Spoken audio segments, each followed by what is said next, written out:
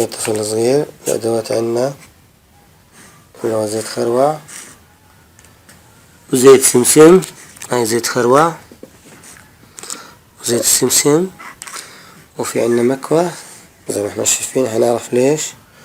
وفي عنا فوطة صغيرة. الآن هنبدأ اللي هو عملية دهان صدر الطفل وظهره بزيت الخروع.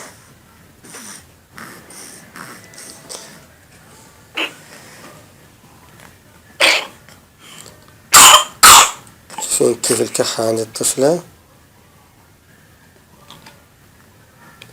ناخد كمية من زيت الخروع في الإيد وندهن صدر الطفل من الداخل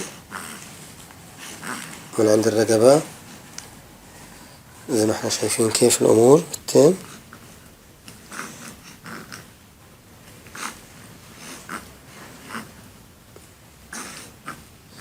ندهن كويس عشان زيت الخروع يدخل بجسمه.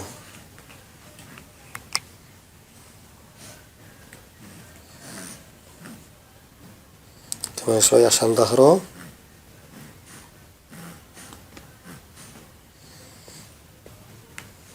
يلا نشوف كيف تلف على ظهر الطفل كل جسمه بنلفه،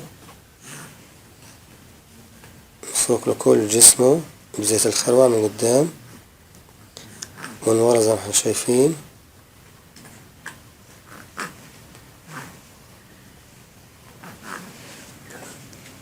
نرجعه. الآن نجيب الشريطة الفوطة زي ما احنا شايفينها وندفيها بالمكوى.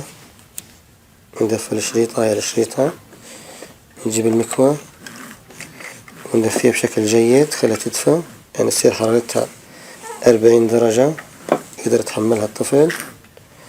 وبعدين ناخد الشريطة ونحطها الرجل على صدر الطفل. ناخد الشريطة ونحطها على صدر الطفل من جوا من الداخل عشان تضلها محافظة على الحرارة داخل جسم الطفل. تماما بنغطيه كويس، بنلبسها كويس، ونثبت الفوطة اللي احنا كوناها عشان تضل دافية. الخطوة الثانية بعد هيك اللي هو ايش؟ زيت السمسم. نشرب الطفل الصغير ملعقة صغيرة من زيت السمسم. طبعا الطفل الموجود عندنا 3 أشهر فما فوق. الطفل نخليه شوي شوي نشربه حيتداير، لكن مهم كتير زيت السمسم.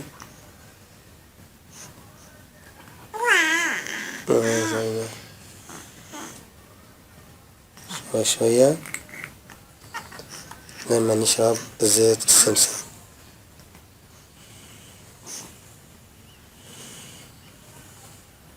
طبعا شايفين هذا هو الطفل شرب كل زيت السمسم.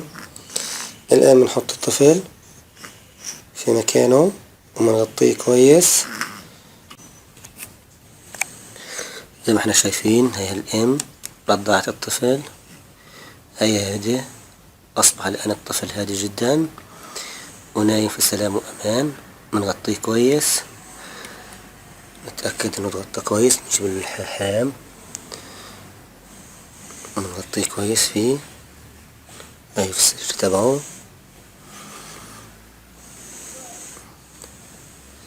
نغطيه كويس لحديت طرف صدره من هنا الغطا بكون.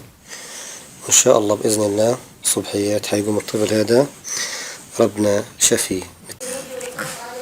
الحمد لله الصبحيات لقيت طلع ما شاء الله البنت هي مبسوطة والحمد لله تمام الأمور معاها. الحمد لله ربنا شفاها.